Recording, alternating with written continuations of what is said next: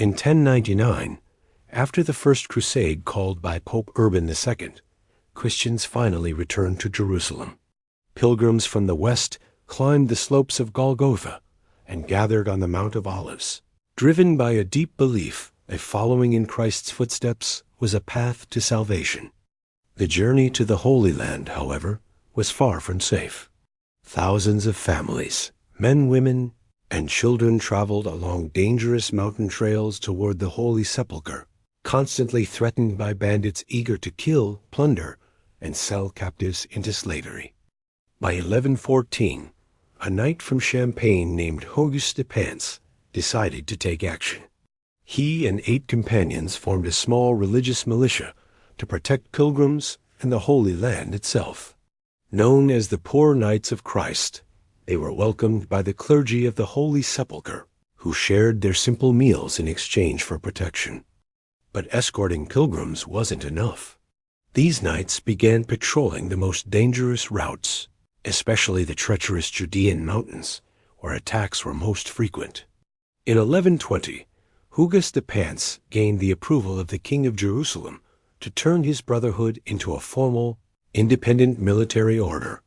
A year later, King Baudouin II entrusted them with the Temple of Solomon, and from that moment, they became known as the Templars. Fast forward 7 centuries to Paris, and the legacy of the Templars still lingers. Archaeological digs at the former temple enclosure in the city have uncovered traces of their commandery. Beneath the 19th century hall, layers of history reveal the Templars' buildings, graves and artifacts fragments that give us a glimpse into their mysterious world before these structures are lost forever. The Templars weren't just warriors. They were also guardians, financiers, and managers. They protected pilgrims, stored treasures for kings and nobles, and developed a system of money transfer that resembles early banking.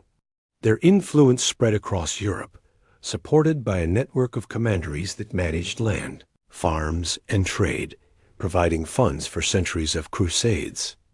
In France, Templar commanderies were more than military outposts. They were centers of community and spiritual life. They included chapels, living quarters, barns, mills, and even ponds. Every detail of daily life, from the rule of the order to the hunt for salvation, was structured to guide knights in both spiritual devotion and worldly duties. One of the oldest Templar churches in France, built in 1176 in Arville, still stands today. Its architecture, including a boat-shaped frame symbolizing the journey between East and West, gives us a window into the daily life of Templar priests and knights. By the 12th century, the Templars had spread across Europe. They built commanderies in villages, towns, and rural lands, while massive fortresses in Spain and Portugal, like the circular Church of Tamar, testified to their power and influence. In Paris, the temple enclosure even housed the royal treasury, showing how deeply the Templars were woven into the fabric of medieval society. The story of the Templars is one of faith, courage, and mystery, a legacy that continues to captivate historians and enthusiasts alike. The Templars weren't just warriors, they were also masters of treasure and trade. In London, the King of England stored his riches in the new temple, while in Monzon, the fortress of the Templars safeguarded the crown and archives of the King of Aragon. The Templars quickly expanded to the ports, becoming key players in maritime trade with the Holy Land. Ships loaded with cereals, livestock, horses, oils, and wines set sail from Collier, Marseille, and Genoa, carrying goods and new fighters across the Mediterranean. To wage war in the East, the Templars relied on a network of fortresses like the Castle of Montreal, built in 1115. After the shock of the First Crusade, Muslim armies began to organize, so the Templars built a dozen strongholds to secure their presence from Jerusalem to Antioch. Despite 2 centuries of conflict, battles were relatively rare, only about 20 major clashes, including the devastating Battle of Hattin, where the Templar army nearly vanished. Most fighting consisted of skirmishes, raids, and constant tension between the Frankish states and their Muslim neighbors. The Templars were more than just brave fighters. They were disciplined, highly trained, and remarkably organized. Chronicles of the time describe how they were the first to engage the enemy and the last to leave the battlefield. Even during marches, they moved in precise formations to fend off attacks, always keeping their iconic banners, the vexillum of the temple, flying. Retreat was unthinkable.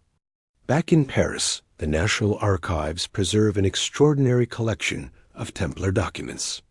Over 500 rare manuscripts trace the order's history from its founding in 1129 to its violent end in 1307. Among these treasures is a letter sent to King Louis IX from the Patriarch of Jerusalem and the Grand Masters of the Templar and Hospitaller orders, requesting funds to support the Crusades after Jerusalem fell and Acre became the capital of the Latin East. The Templars were also financial innovators.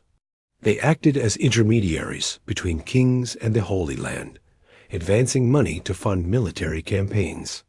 Using loans from Italian merchants and their own reserves, they could equip armies and manage logistics, a medieval version of banking that earned them immense trust across Europe. Some papal documents even warned that those who withheld donations to the Templars would risk divine punishment, showing just how influential the order had become. Archaeology in Paris has revealed even more about their presence. Excavations at the temple enclosure have uncovered foundations, cloisters, the apse of the Church of Holy Mary, and even parts of the Grand Prieur's altar. The medieval cemetery walls are also visible, giving a glimpse into the organization of the Parisian commandery. The temple square itself was carefully structured. By the 12th century, it was a tax-free zone bustling with merchants.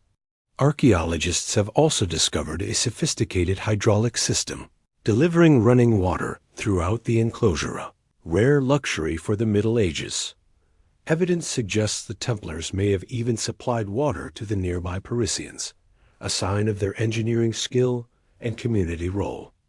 They dug 6 wells during their occupation, likely in response to disputes with neighboring monks over water access, showing just how much control the Templars exerted over their lands. Among the most fascinating finds is a cave directly linked to the Church of Holy Mary of the Temple. Built on the model of the Holy Sepulchre in Jerusalem, this church, like the famous Temple Church in London, reminds Western believers of the Templars' mission in the East, protecting pilgrims and defending Christianity. Pilgrims traveled to Jerusalem to visit the Holy Sepulchre, the empty tomb where Christ's body was not found on Easter morning, the day of his resurrection. This sacred site became a powerful symbol, inspiring order and devotion. The mission was clear care for the pilgrims and defend the Holy Sepulchre. The Temple Church in London still preserves a large number of well-maintained gisants, though the identities of those buried remain a mystery. When scholars examined them in detail in the 1840s, most of the shields had lost their paint, and the armor that might have identified them was gone. Researchers of the time tried to trace the gisants back to the influential nobles of the 13th century who supported the order, figures like William Marshal the Great, who fought in the Crusades around 1180 and was an ally of Richard the Lionheart. King John and King Henry III are known from historical texts. Yet none of the Templar tombs carry names or markings, so the exact identities remain unknown. It is believed that the English masters of the order are buried there, but their precise resting places are lost. The ground beneath the church was regularly flooded, meaning the remains of the bodies would not have survived for long. Therefore, archaeologists do not expect to find Templar graves directly under the gisants. During the excavation of Temple Square, over 600 sepulchres from the modern period were uncovered, and beneath them, 179 medieval burials were discovered. For the Templar period, several burial practices were observed. The first graves were anthropomorphic, simple pits dug to fit the shape of the body. Around 90% of the individuals were male, consistent with the recruitment of a male religious community like the Templar monks. Archaeologists are therefore confident that these remains belong to members of the Templar commandery. In contrast to high-ranking individuals buried inside churches, such as at Temple Church in London, these graves were outside the Church of St. Mary of the Temple, indicating they belonged to those who managed daily life within the enclosure rather than the elite of the order. Observations of the bones suggest varied activities among the population, reflecting the men who sustained the enclosure. Archaeologists approached the excavation with a clear goal, not to find hidden treasure or legendary relics, but to understand how the Templars lived. Objects, buildings, and burials reveal how the order was organized, how the monks settled, and the rituals surrounding death. In the excavation, artifacts like large Parisian pitchets of different sizes and small polylobed cups were found in pits used for discarding old items. These pieces, dating from the late 13th and early 14th centuries, likely belong to the Templars and offer insights into daily life and dining practices. Of the 179 medieval graves, nearly 20 contain ceramics, providing clues about burial rituals. Personal items were rare, as monks were not buried with belongings. No weapons or armor accompanied these night monks. Details of burial practices were uncovered through clothing remnants, such as linen pins or belt loops, as well as ceramic vessels used in rituals. Some small incense pots, pierced and blackened by fire, indicate ceremonial use during inhumation. One grave, near the apse of the Church of St. Mary of the Temple, stood out. Constructed of ceramic and adorned with numerous incense pots, it likely belonged to a dignitary of the order. A bronze loop found in the grave offered another clue. It suggested the deceased may have worn a white coat with a red cross, marking him as a Templar. The proximity to the church's apse mirrored the burial of high-ranking Templars in London, hinting at the importance of this individual. Marion Bernard, restoring the loop, revealed that the bronze was actually gilded, confirming the prestige of the object.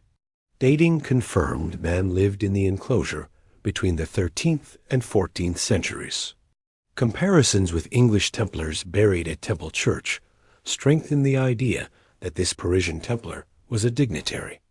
The excavation, focused on the eastern end of the cemetery, meticulously documented each grave, the skeleton's position, traces of coffins or lintels, and relationships with other burials. The project revealed a rich tapestry of medieval and modern cemeteries, with dozens of graves showing various burial methods, some constructed from durable materials for notable individuals. Archaeologists also gained a moving sense of the population. Generations of people living in medieval Paris, their lives traced through the earth.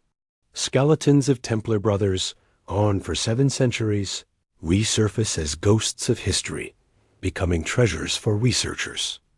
Over a year of excavation, across 4,000 square meters, few everyday objects were found. Some coins from the reigns of Philippe I and Philippe Lebel, but the remains of the Church of the Holy Mary of the Temple, destroyed during the French Revolution, survive only in a chapel and a gargoyle. This church, once as majestic as the Holy Sepulchre of Jerusalem, serves as a lasting testament. For nearly 2 years, anthropologist Elodie Vermouth has studied the Templar skeletons, uncovering invaluable data. The cemetery reflects an ecclesial community with preferential male recruitment. Individuals of all ages, young, mature, and old, are represented.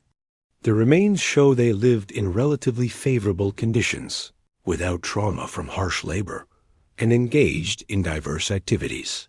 While distinctions between a banker, knight, monk, or squire are hard to make, the findings provide an overview of their health and lifestyle.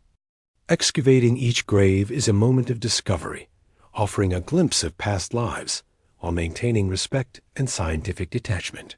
Pathologies reveal suffering endured, while artifacts such as hair or small personal effects create a more intimate connection with those buried. For 2 centuries, the Templars amassed power and wealth across East and West, overseeing hundreds of farms, fortresses, and ships. Kings and popes entrusted them with authority, their financial expertise unmatched, and their army seemingly invincible. Their devotion to Christ drove limitless ambition, believing divine absolution would follow their deeds. Yet with the fall of St. John d'Acre on May 28, 1291, the very purpose of the order came into question. Without a Holy Land to defend, what role could the Templars play? Tensions between the Pope and King Philip IV of France escalated, culminating in Philip's decision to orchestrate the arrest of the Knights of the Temple. The stage was set for a dramatic and historic crackdown. For months, rumors had been swirling around the Knights Templar. Whispers of secret rituals, hidden wealth, and violations of their sacred vows began to reach the royal court. Former members who had left the order fueled the gossip, claiming that the Templars ignored the vow of poverty and lived in opulence. King Philip IV of France, known as Philip the Fair, saw an opportunity.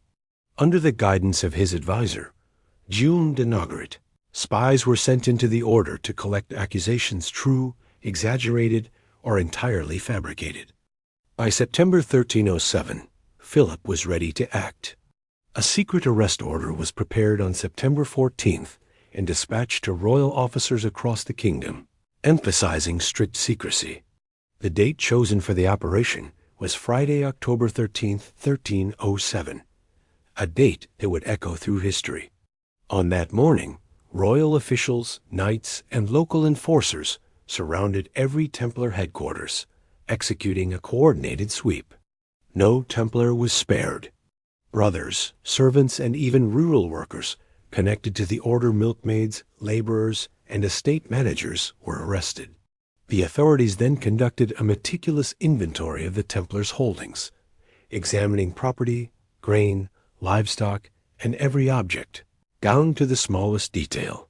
Only a few Templars managed to escape, roughly 40 according to royal records. The day after the arrests, Philip the Fair orchestrated a public spectacle. The Templars were brought into the garden of Notre Dame and paraded before the population, labeled as heretics.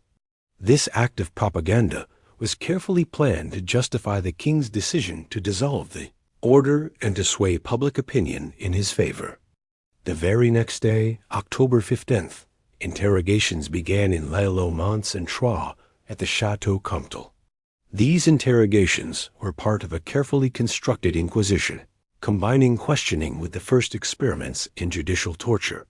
One of the earliest surviving documents records the questioning of 3 Templars. The men were very different.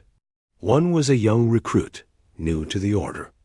Another, Raoul de Gissy, was a high-ranking Templar responsible for ceremonies and financial affairs in Champagne, acting almost like a royal administrator.